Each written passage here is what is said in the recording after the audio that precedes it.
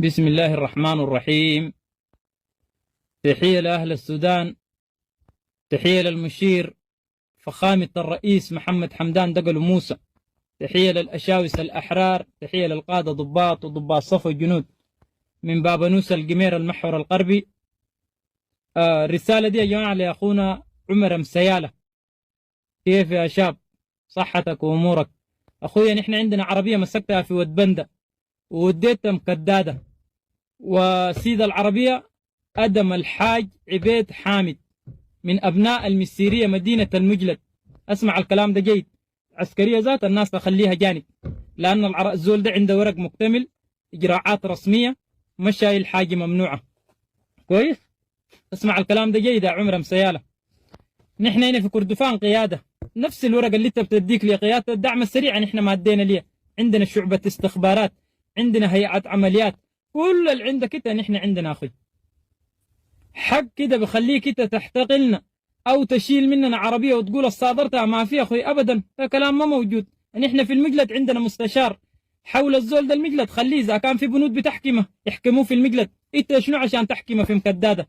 ده البند الاول. البند الثاني يا اخوي، خلى العسكريه جانب. انت رزاقي ونحن مسيريه. من تاريخ ده تاريخ جدودنا الزمان ما في رزاقي اكل حق مسيري، وما في مسيري اكل حق رزاقي. الكلام ده تسمع جيد اخوي ويصلك.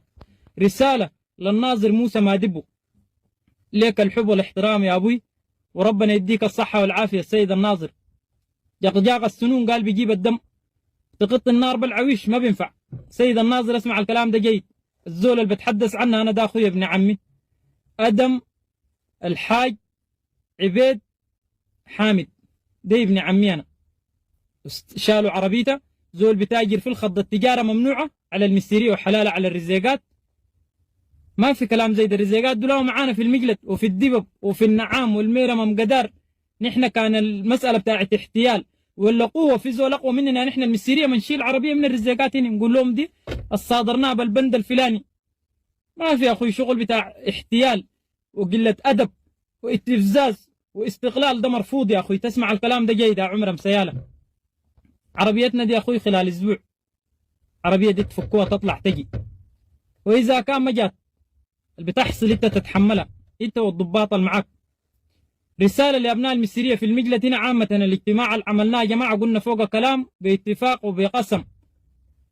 نحن اخوي زول بياكل حقنا تاني ولا بيلعب بينا ولا بلف وبدور ولا بطاول علينا، دي ممنوعه تاني. الكلام ده كله يا ابناء المسيريه حاضرين في الاجتماع ده.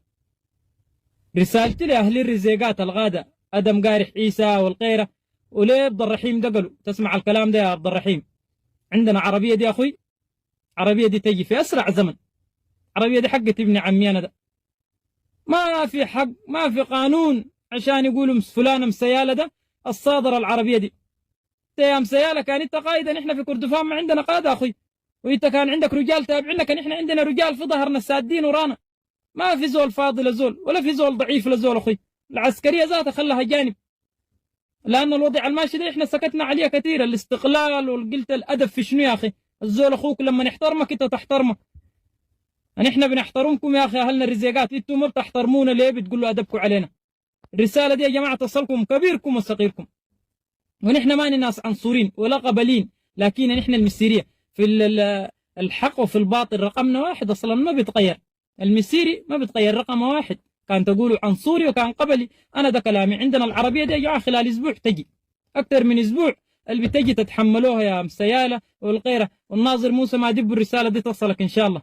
الرساله دي تصلك يا الناظر. نحن نصدارنا هنا بلغناهم ان شاء الله. والعربيه دي اذا كان ما جات يا جماعه الناس تلوم نفسها. نحن ما عندنا شيء باللب ده، وان الله لا يحب كيد الخائنين. نحن والله ما بنخون. مما دخلنا القضيه دي مع الاخوان دي ماشيين في الطريق الدغري ده، ما بنخون زول ولا بنكذب على زول ولا بنعرف نطعم من الظهر زول ضعيف وزول جبانه. نحن الصيفتين ما فينا، نحن معروفين يا جماعه. درتوا ديل عيال جنيد ومجنود، اهلا وسهلا، نسير مرحال واحد ونرقص سرير واحد. ولا الشغله يا جماعه جابت لها استفزاز وانا اعلى منك وانا الرتبه الفلانيه. لا لا لا، كلام زي ده ما بينفع. رتبتك دي يا اخوي امشي بالله زي ما عثمان بيلو بل الرتبه بتاعت الجيش بالله واشربها. ما بتطاول علينا احنا بقى ولا بتاكل حقنا بقى. عربيه دي امشي راجع وركع اخوي، ماضي فوق حميتي، امشي راجع وركع.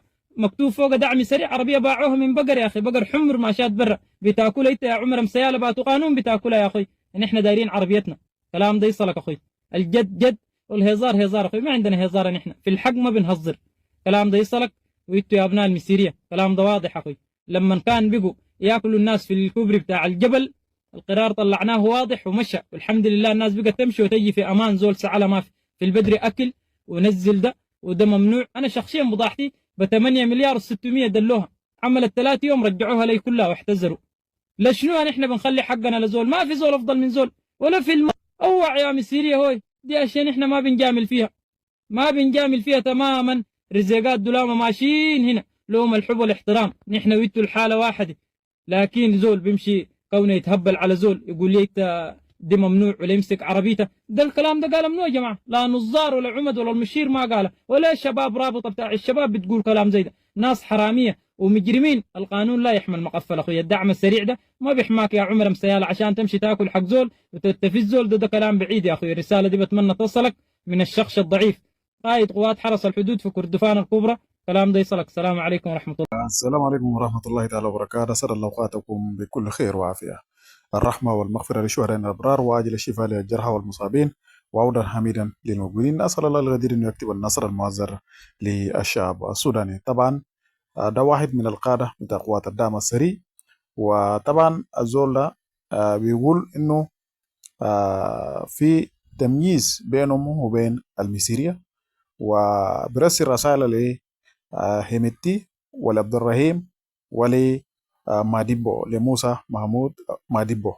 ليه؟ لأنه قال في تمييز واضح بينهم وبين اللي هو الرزيقات، والناس دول بيحاولوا بيفرضوا عليهم فرض في جملة بتاعت أشياء، وحتى عرباتهم لو جو في بعض المناطق ما بيمروا. وده نتائج بتاعت الهيمنة اللي فرضوا اللي هو قبيلة الرزيقات، وهو اللي بيدخل القبائل التانيين في المحرقة اللي ماشي حاليا في الأرض أو في دارفور بصفة خاص. وبطبيعة الحال الناس ديل حسوا بالتهميش وحسوا بالخطر اللي مواجههم، وإنه أبنائهم اللي مواجهين اللي هو الجيش بصدورهم العارية. والناس ديل قالوا هم ما بيخونوا زي ما سمينا في الحديث، لكن الحاجة اللي بيحصل ده ما جيد بالنسبة اللي هو أبناء الرزيقات. وده رسالته واضح جدا إنه خلال أسبوع إذا نفذوا الكلام اللي هو قاله ورجعوا للزول ده عرباته، فبها ما رجعوا هيكون لهم كلام تاني خارج من أي موضوع تاني. وبطبيعة الحال حاليا الدعم السريع في مجموعة من المشاكل اللي بيواجهه، وخاصة في تأسيس.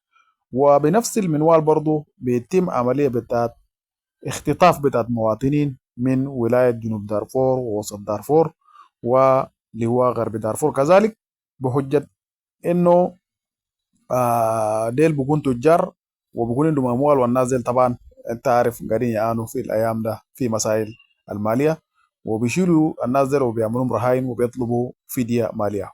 فرسل رساله مباشر اللي هو موسى ماديبو ولهيمنتي بخصوص الموضوع ده.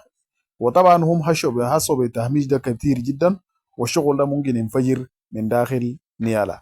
نسأل الله القدير انه يكتب النصر المؤزر للشعب السوداني، وفي الغريب العاجل نشيف وطننا خالي من كل المشاكل، والناس يعودوا الى منازلهم سالمين وغانمين. فما تنسوا دعم القناة بالاعجاب وكذلك بالاشتراك، الى ان نلتقي في فيديو اخر في امان.